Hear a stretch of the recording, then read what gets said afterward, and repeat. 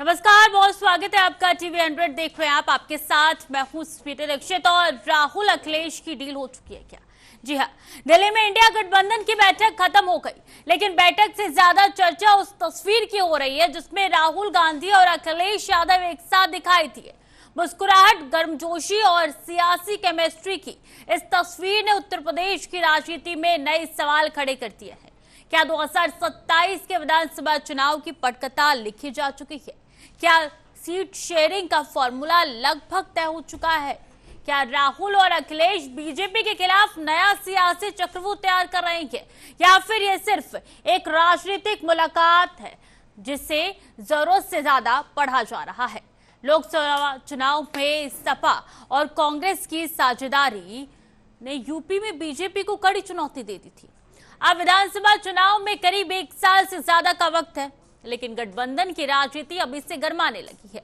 सवाल यह है कि अगर सपा और कांग्रेस साथ लड़ते हैं तो सीटों का बंटवारा कैसे होगा? बड़ा भाई कौन होगा और छोटे भाई की भूमिका कौन निभाएगा? क्या कांग्रेस यूपी में ज्यादा हिस्सेदारी मांगेगी? क्या अखिलेश यादव अपनी राजनीति जमीन छोड़ने को तैयार होंगे?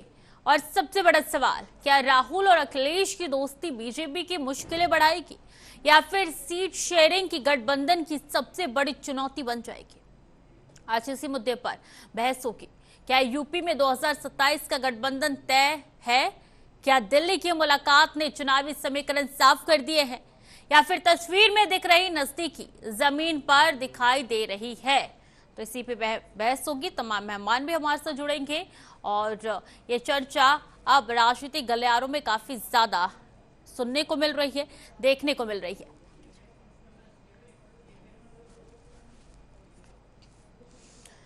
सवाल, राहुल और अखिलेश की दोस्ती 2027 की तैयारी। दिल्ली में ये मुलाकात होती दिखी, राहुल गांधी की नजदीकियां बनी है चर्चा। 2027 रन से पहले बड़ी है राजनीतिक गर्मी और बीजेपी के खिलाफ बन रहा नया चक्रव्यूह।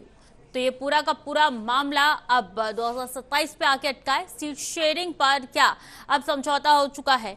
यूपी में बदल रहे सत्ता के समीकरण, दिल्ली में दिखी नए सियासी केमिस्ट्री। तो कई सवाल अब खड़े होते हुए नजर आ रहे हैं। इस मुलाकात के बाद राहुल अखिलेश की नजदीकियां बनी है अब चर्चा का विषय। 2027 रन से पहले बड़ी है राजनीतिक गर्मी और बीजेपी के खिलाफ बन रहा नया चक्रव्यूह। तो 2027 की चुनावी तैयारी अब क्या शुरू हो चुकी है? क्या अब जिस तरीके से गठबंधन यूपी में देखने के सब कयास लगाए जा रहे थे वही गठबंधन देखने को मिलेंगे? कई सवाल अब खड़े होते हुए नजर आ रहे हैं। और सवाल ये भी है, क्या अंदर खेमे में सब कुछ चंगा भला चल रहा है? क्या ज्यादा सीटों पर यहाँ पे बातचीत हुई है? अखिलेश कितना छोड़ेंगे अपना सियासी जमीन, और सीट शेयरिंग पर कब लगेगी अंतिम मुहर? तो राहुल को कितनी सीटें देंगे अखिलेश? बड़ी जो कश्मकश है ये यही है कि कितनी सीट जो है वो राहुल गांधी के पास और कितनी सीट समाजवादी पार्टी यानी कि अखिलेश यादव के पास जाती है। लोकसभा जैसा क्या होगा इस बार विधानसभा चुनाव? ज्यादा सीटों की मांग करेगी कांग्रेस? सबसे बड़ा सवाल अब उठता हुआ नजर आ रहा है। इतना ही नहीं, अखिलेश कितना छोड़ेंगे अपना सियासी किला, और सीट शेयरिंग पर कब लगेगी अंतिम मुहर? तो कई सवाल देखिए लगातार खड़े होते हुए नजर आ रहे हैं। इन सवालों के जवाब आज हम इस डिबेट में तलाशेंगे और जानेंगे कि आखिर क्या चल रहा है और किस तरीके से अब सियासी जमीन तलाशने की कोशिश जो है वो कांग्रेस और समाजवादी पार्टी कर रही है। क्या इस बार बीजेपी का किला ढाने की तैयारी है गठबंधन के साथ, और अगर गठबंधन नहीं होगा तो किस तरीके से तस्वीरें निकल के सामने आएगी वो भी काफी दिलचस्प बात होगी। तो सीट शेयरिंग पर क्या मुहर लग चुकी है? कांग्रेस की कितनी होगी यूपी में हिस्सेदारी? अब बड़ा सवाल खड़े होता हुआ नजर आ रहा है। सीट बंटवारे पर क्या बन रहा है फॉर्मूला? तो देखिए, काफी दिनों से यह हलचल देखी जा रही थी और समझी जा रही थी कि आखिर अब यूपी की सियासत किस तरीके से रुख करती हुई नजर आ रही है, क्या चरमराई हुई है, या आने वाले दिनों में अब काफी ज्यादा दोनों पार्टियों के बीच में दोस्ताना देखने को मिल सकता है। क्योंकि इससे पहले देखते थे कि कई सीटें कांग्रेस की तरफ से मांगी गई थी।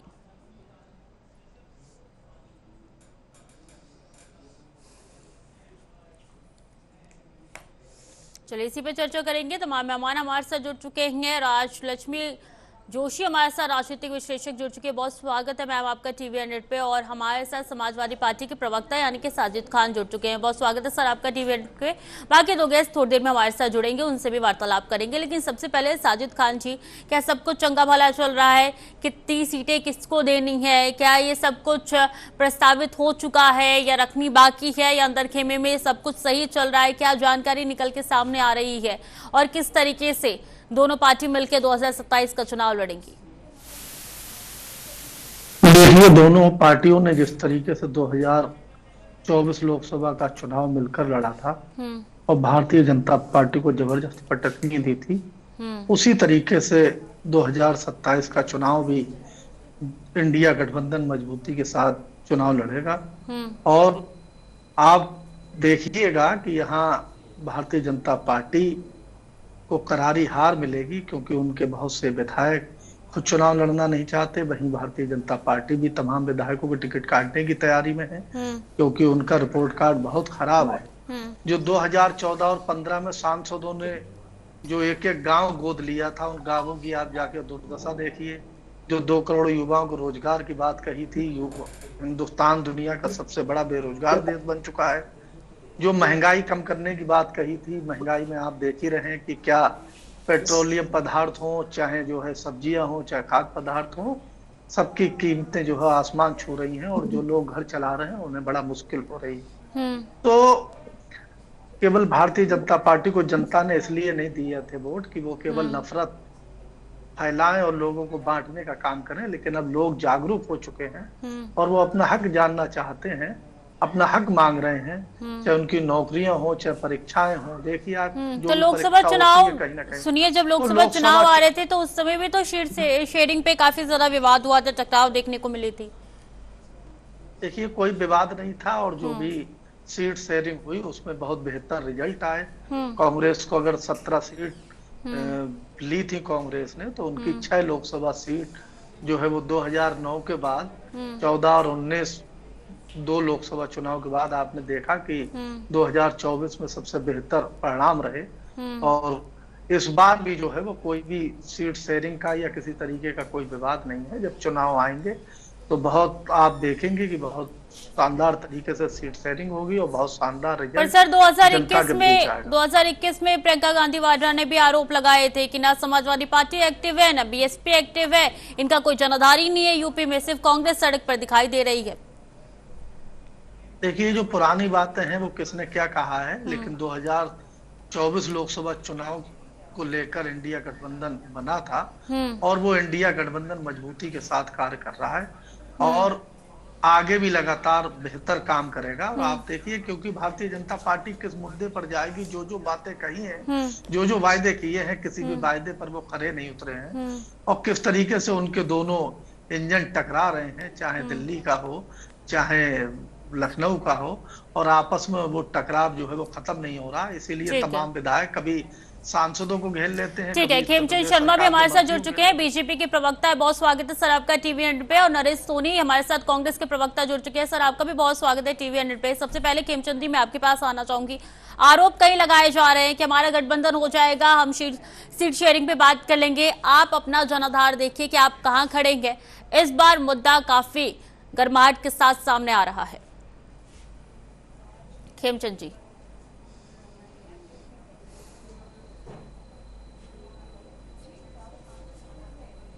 आवाज मिल पा रही है?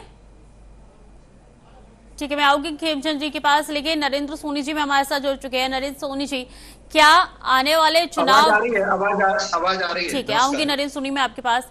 इस बार कहा यह जा रहा है कि जब समाजवादी पार्टी और कांग्रेस एक साथ आ जाएंगे तो तोड़ना अब मुश्किल हो जाएगा और बीजेपी को हटा के ही वो दम भरेंगे।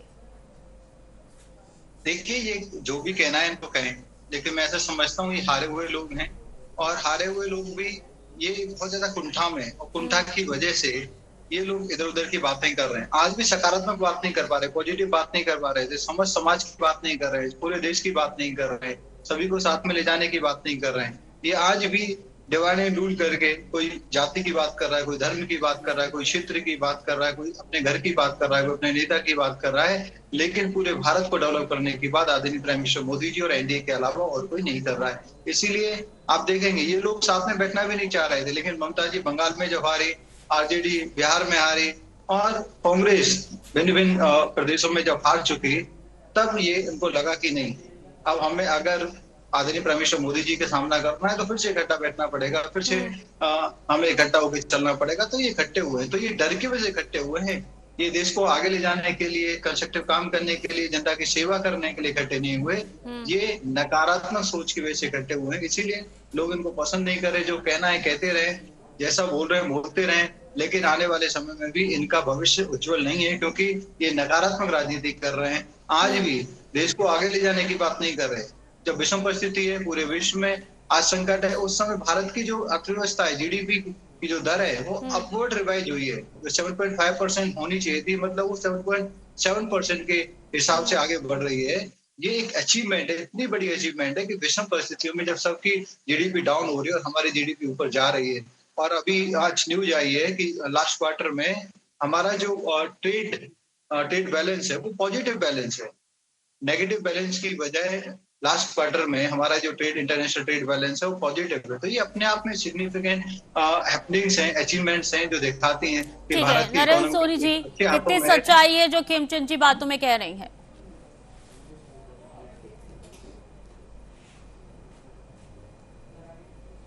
नरेंद्र सोनी जी, आवाज मिल पा रही है? जी आवाज आ रही है आपकी। कितनी सच्चाई है खेमचंद जी की बातों में? नहीं, देखिए सच्चाई इसमें कुछ भी नहीं है। भारतीय जनता पार्टी की सच्चाई तो पूरा देश जानता है। जिस प्रकार से देश चल रहा है, अभी देश के मामले में पूरे तरीके से इनकी आर्थिक नीतियां फेल हो चुकी हैं, पूरे तरीके से इनकी विदेश नीति फेल हो चुकी है। भारत की क्या हालत इन्होंने कर दी है। आज महंगाई पे ले लीजिए, बेरोजगारी पे ले लीजिए, पेपर लीक के मुद्दे पर ले लीजिए, जिस प्रकार से भारतीय जनता पार्टी ने जो त्राहिमाम मचा रखा पूरे देश के अंदर, इंडिया गठबंधन उसके खिलाफ मजबूती से लड़ने के लिए तैयार हो रहा है। और आप इस चीज को समझिए, ये जितने भी खेमचंद भाई हमारे बैठ के बता रहे हैं, ये सब वही रटी रटाई बातें, इनको पन्ना लिखा हुआ मिल जाता है और आकर के ये बोल देते हैं। कहने का मतलब ये है कि इनको अपनी नाकामियां कहीं दिखाई नहीं देती। आज पेट्रोल के दाम लगातार बढ़ाए जा रही हैं, सीएनजी के दाम पिछले 10 दिनों में रोज बढ़ाए जा रहे हैं, लगातार बढ़ाए जा रहे हैं। आप देख सकते हैं किस प्रकार से गरीबों को महंगाई की मार ने मार रखा है, लोग परेशान हैं। और ये लोग केवल और केवल तर्क वितर्क कुतर्कों में लगे हुए हैं और काम करने के लिए कोई तैयार नहीं है। आज आप दिल्ली से लेकर के और पूरे उत्तर प्रदेश चले जाइए, कहीं भी चले जाइए, किसी भी राज्य के अंदर चले जाइए, लॉ एंड ऑर्डर की सिचुएशन देख लीजिए। आज जितनी खबरें क्राइम की होती हैं, नेशनल अखबार रोज मैं पढ़ता हूं, रोज उठा करके देख लीजिए, उसमें से 40% खबरें अकेले उत्तर प्रदेश से होती हैं। और ये कहते हैं कि हम वहां सुशासन ले आए, ये कहते हैं कि हमने वहां अच्छा शासन चला रखा है। आपने केवल और केवल इस देश को, जब कांग्रेस पार्टी की सरकार ने इस देश को तिनका तिनका जोड़ के जिस प्रकार से एक महल बनाया था, एक मंदिर नुमा देश बनाया था, उसको भारतीय जनता पार्टी बर्बाद करने में कोई कसर नहीं छोड़ रही है। देश को हिंदू मुसलमान के नाम पे लड़वाना, देश को बांटने की साजिशें करना, देश को महंगाई के जाल में फंसा देना, बेरोजगारी पे कोई जवाब ना देना, पेपर लीक पे कोई जवाब ना देना। आखिर इनके जो शिक्षा मंत्री हैं वो क्यों जवाब नहीं देते? उनको जवाब देना चाहिए। इतने सालों में इतने पेपर लीक हो चुके हैं उनके मंत्री। ठीक है सर, फिलहाल के लिए अगर गठबंधन की ठीक है सर, वो तो अलग का मुद्दा है, वो अलग का मुद्दा है, लेकिन हमारा टॉपिक गठबंधन को लेकर है, हमारा टॉपिक 2027 का है। मंत्री तक इस्तीफा दे देते थे। चलिए ठीक है, मंत्री को इस्तीफा क्यों नहीं देना चाहिए? ठीक है, वो तो अलग का मुद्दा है सर, लेकिन 2027 में किस तरीके से समाजवादी पार्टी और कांग्रेस रणभूमि में उतरने जा रही है?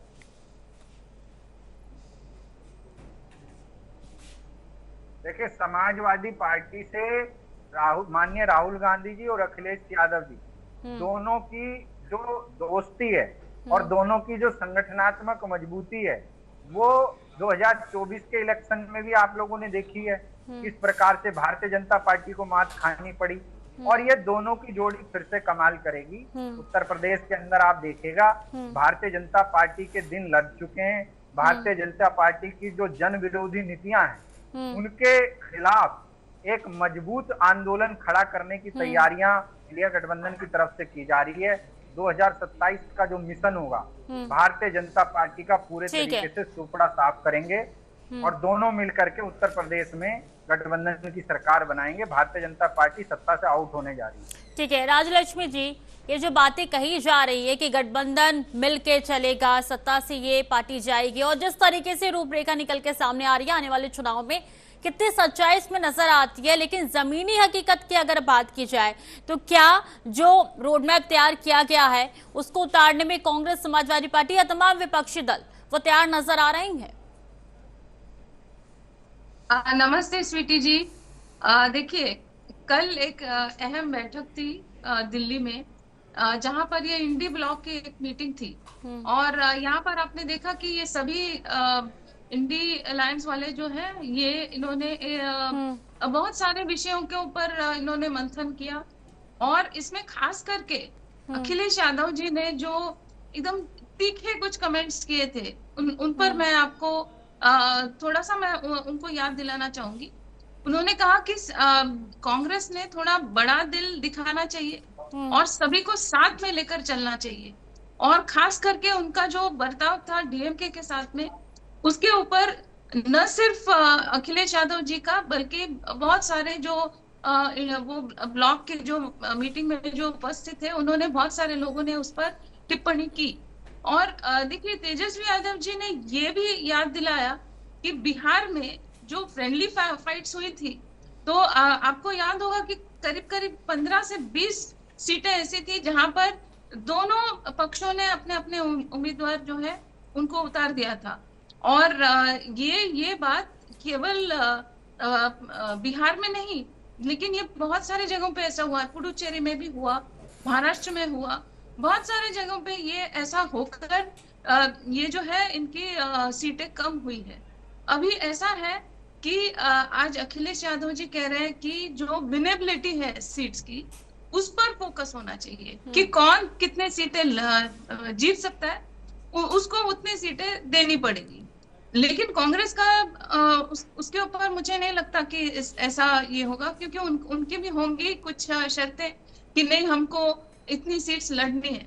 देखिए, अगर वो दोनों मिलकर अगर ऐसा कुछ सचमुच में करते, जैसे अगर बिहार में भी अगर उन्होंने साथ में मिलकर, जैसे तेजस्वी यादव जी जो है वो जमीनी बातों पर बात करना चाहते थे, लेकिन अगर आपने उधर के कैंपेनिंग की बात देखी तो फिर जो मुद्दे राहुल गांधी उठा रहे थे और जो मुद्दे तेजस्वी यादव उठा रहे थे उनमें बहुत फर्क था।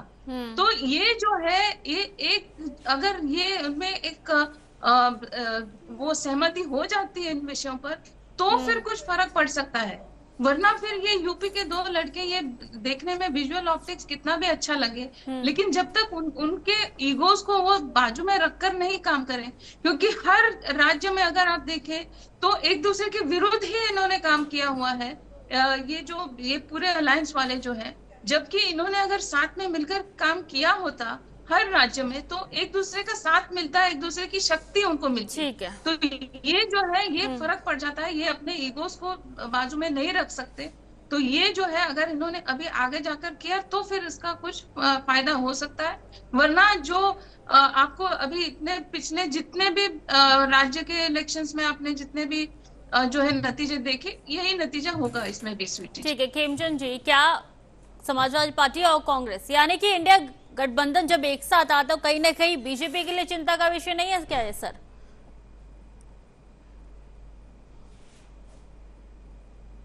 नहीं, भारतीय जनता पार्टी के लिए चिंता का विषय इसलिए नहीं क्योंकि दोनों की आइडियोलॉजी, दोनों के कार्यकर्ता, दोनों के सपोर्टर, दोनों का बेस ऑलमोस्ट सेम है। लेकिन दोनों आपके विपक्षी हैं। दोनों विपक्षी हैं, लेकिन दोनों का अगर बेस सेम है तो दोनों साथ में लड़ेंगे तो भी कोई एड ऑन नहीं है। एड ऑन कब होता है कि भाई दोनों के सपोर्टर्स अलग हैं, दोनों का बेस अलग है, दोनों का क्षेत्र अलग है, दोनों की कम्युनिटी, दोनों अपीजमेंट की पॉलिटिक्स पे टिक रहे हैं। और अपीजमेंट की पॉलिटिक्स करने वाले जो कट्टरपंथी हैं वो लिमिटेड प्रदेश में हैं। वो कांग्रेस को भी सपोर्ट करते हैं, वो एसपी को भी सपोर्ट करते हैं। अगर ये एक साथ में लड़ेंगे तो हमें तो फायदा, हम तो चाहते हैं कि एक साथ में लड़ें। जब ये एक साथ में लड़ेंगे तो भारतीय जनता पार्टी ये दिखा पाएगी कि हाँ, कि भाई ये जो इलेक्शन है वो कट्टरपंथी वर्सेस नेशनलिस्ट है, वो कट्टरपंथी वर्सेस राष्ट्रवादी है। और उसमें जिस तरीके से पश्चिम बंगाल में हुआ, आप देखेंगे कि भारतीय जनता पार्टी स्पष्ट रूप से जीत के बाहर आएगी। तो भारतीय जनता पार्टी के लिए ये सदर नहीं है। भारतीय जनता पार्टी लगातार अपना जो फोकस है, अपने जो हमारे वायदे हैं, हमारा जो वचन पत्र है, उसको पूरा करने पे हम लोग लगाते हैं। इसलिए आप देखते हैं कि आदरणीय प्राइम मिनिस्टर मोदी जी, योगी जी लगातार अपने कार्यकर्ताओं को निर्देश देते हैं जनता के बीच में जाने का, संवाद करने का, बातचीत करने का, फीडबैक लेने का, फीडबैक देने का।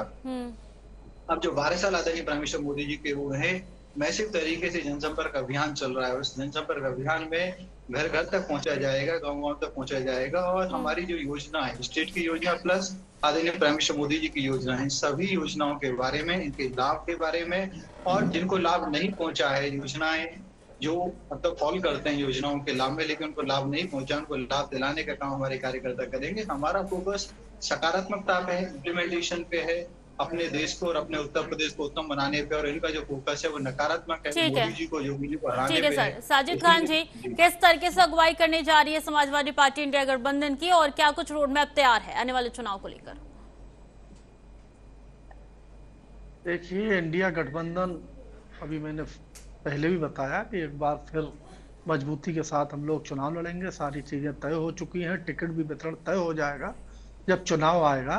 तो अभी चुनाव में कुछ दूरी है, और आप देख ही रहे हैं कि भारतीय जनता पार्टी कैसे घबराई हुई है। आप कह रहे हैं चुनाव में देरी है, बीजेपी का चुनावी मोड ऑन है? नहीं, चुनावी मोड तो सभी का ऑन है, समाजवादी पार्टी का भी है, लेकिन टिकट वितरण तो अधिसूचना जब जारी होगी उसके आस-पास, जब नॉमिनेशन शुरू होते हैं तभी लगभग बड़ी संख्या में होते हैं। बाकी जो सीटें हैं वहाँ हमारे सिटिंग एमएलए हैं, और जो मजबूत सीटें हैं वहाँ के लिए हम लोगों की एक अलग तैयारी है, और अलग अलग तरीके से सीटों को बांट दिया गया है कि किस तरीके से हम लोगों को चुनाव लड़ना है। लेकिन अभी हमारे साथ ही कह रहे थे कि विश्व में डंका बज रहा है, हम अर्थव्यवस्था में बड़ा मजबूत हो गए हैं, तो उनको शायद पता नहीं है कि जो चीनी मुद्रा है युआन, उसके मुकाबले हमारे पैसे में 8% की कमी आई है। और जिसको हमारी सेना को अगर हम छूट दे दें पाकिस्तान को तो 2 घंटे में नेस्तो नाबूद कर दे, उस पाकिस्तान के रुपए में 0.5% मजबूत हुआ है। और हमारा रुपया इतना कमजोर हुआ है कि डॉलर 55 रुपए से और 96 रुपए से ऊपर पहुंच चुका है। और कीमतें कितनी बढ़ चुकी हैं। विदेशी जो मुद्रा भंडार है, जो विदेशी निवेश था, उसमें 2 लाख करोड़ से अधिक लोग अपना पैसा निकाल चुके हैं। और हम लोग लगातार, हमारा रुपया कमजोर हो रहा है, जिसकी वजह से महंगाई बढ़ रही है। और बात कर रहे थे कि एक तरफ राष्ट्रवादियों का चुनाव है, तो जो राष्ट्रवादी अपने आप को कह रहे हैं, पूरा हिंदुस्तान, शायद उन्होंने देश की आजादी, हर भारतीय ने पढ़ी होगी कि कौन मुखबरी करता था अंग्रेजों की, किसको राष्ट्रीय झंडे से नफरत थी, जिसको राष्ट्रगान से नफरत थी, किसके यहाँ राष्ट्र ध्वज नहीं फहराया गया, कौन पेंसिल लेता था, और कौन जो क्रांतिकारी देश के लिए लड़ते थे, किस तरीके से उनको मुखबरी करके उनको पकड़वाता था। ये पूरा हिंदुस्तान जानता है। तो राष्ट्रवादी कौन है, ये कौन करता है, आप भी बता दीजिए। सबको मालूम है, हमको बताने की क्या जरूरत है। ये तो जिसने भी सिलेबस पढ़ा होगा, पढ़ाई की होगी, नहीं तो सुनी होगी, जिसको देश को जानता है। ठीक है। नरेंद्र सोनी जी, इस बार कितनी सीटों का दावा ठोकते हैं यूपी में? देखिए, गठबंधन मिलकर के सरकार बनाएगा। जिस प्रकार से अभी प्रशासन चल रहा है, अभी मैंने कहा कि सुबह का अखबार अगर हम उठाएं तो 40% खबरें अकेले उत्तर प्रदेश की होती हैं उसके अंदर। तो आप देख लीजिए कि पूरे देश के अंदर जिस प्रकार से बेरोजगारी फैली है, और बेरोजगारी की वजह से युवा नशे के उसमें जा रहा है, नशे की गाल में फंसता जा रहा है, क्राइम में फंसता जा रहा है। यूथ को नशे में फंसाने और क्राइम में फंसाने वाली सरकार भारतीय जनता पार्टी की सरकार है। क्योंकि बेरोजगार युवा है, बेरोजगार कुछ ना कुछ तो करेगा। कोई क्राइम की तरफ मुड़ जा रहा है, कोई नशे की तरफ मुड़ जा रहा है। पूरी जनरेशन ये सरकार बर्बाद करने पे लगी हुई है। और अगर कोई आवाज उठाता है तो किसी को कॉकरोच बोल दिया जाता है, किसी को कहा जाता है पकौड़े तल लो, किसी को कुछ कहा जाता है। ये तमाम तरीके के अनर्गल बयान। सर, कॉकरोच बोलने के बाद कॉकरोच की प्रतिक्रिया भी तो निकल के सामने आई थी। जी, सवाल रिपीट कीजिए। कॉकरोच बोलने के बाद कॉकरोच की प्रतिक्रिया तो निकल के सामने आई थी। नहीं, मैं वही कह रहा हूँ कि जिस प्रकार से अभी सरकार चलाई जा रही है, तो इसके लिए हमें कहने की जरूरत नहीं है कि कितनी सीटें आएंगी। जनता तय कर चुकी है। भारतीय जनता पार्टी को इस बार आईना दिखाया जाएगा। भारतीय जनता पार्टी को सत्ता से बाहर करने की जनता की पूरी तैयारी है। गठबंधन जीतेगा, गठबंधन की सरकार बनेगी। आप देखिएगा उत्तर प्रदेश में भी बनेगी और आने वाले समय ठीक है, यानी कि खेमचंद जी पूरी तरीके से तैयार है इस बार सत्ता से बाहर जाने के लिए। खेमचंद जी पूरी तरीके से तैयार है।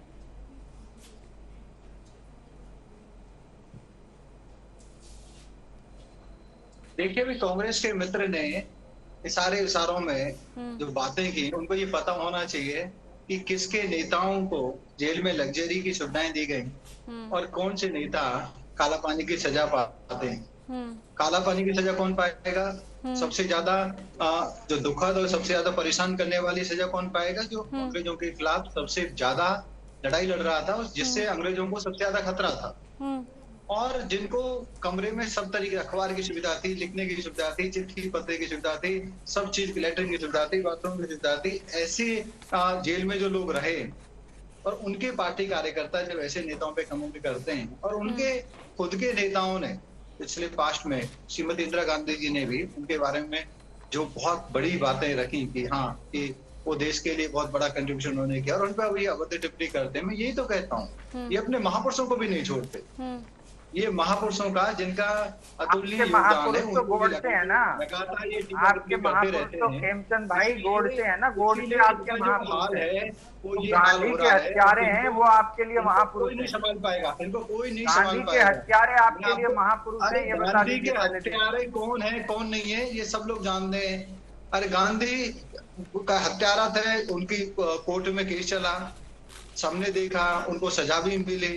अब आप कहो कि सबको ये भी पता है कि वो नेहरू जी किसका गांधी के कार्यकर्ता हत्यारे था, थे, नेहरू जी को सत्ता में बने रहना था, नेहरू जी को अधिकार चाहिए था, तो आप ये मान लोगे कि नेहरू जी गांधी जी के हत्यारे थे, क्योंकि गांधी जी के जाने के बाद सबसे ज्यादा फायदा किसको मिला? नेहरू जी को मिला, क्योंकि उनको फ्री हैंड मिल गया, उनके ऊपर कोई टीका टिप्पणी करने वाला नहीं रहा, टोका टाकी करने वाला नहीं रहा। तो ये चर्चा का विषय आप इधर उधर मत करो। यही तो नकारात्मकता है कि हमारे जो यही कह रहे हैं 12 सालों से सरकार आप चला रहे हो, उसको बताओ ना भाई। आज तो आप नेहरू पे क्यों चले जाते हो? यही कह रहे हैं, वहां मत जाओ, आप अभी अपनी सरकार के कार्यक्रम। ठीक है, राजलक्ष्मी जी क्या लगता है कि इस बार अगर समाजवादी पार्टी और कांग्रेस साथ में आए तो बीजेपी के लिए मुश्किल खड़ी हो सकती है?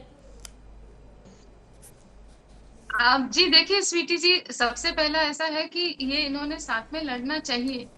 इन्होंने अभी एक मंशा तो दिखाई है कि साथ में लड़ेंगे, लेकिन जैसे मैंने पहले भी कहा कि क्या इसका कैलकुलेशन होगा।